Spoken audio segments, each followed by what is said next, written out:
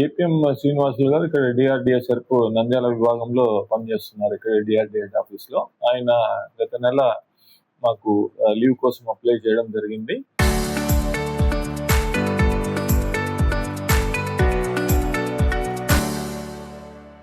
But ఇప్పుడు అందుతున్న సమాచారం ప్రకారం మాకు ఎక్కడ అతని పైన ఎవరి దగ్గర నుంచి కూడా మాకు ఏ విధమైన కంప్లైంట్ కూడా మాకు రాలేదు, పోలీస్ శాఖ నుంచి కానీ ఇంకా ఏ శాఖ నుంచి కూడా. కాబట్టి ఆ సమాచారం మా దగ్గర లేని దానివల్ల అతను లీవ్ అప్లై చేసిన దానికి లీవ్ మనం శాంక్షన్ చేయడం జరిగింది.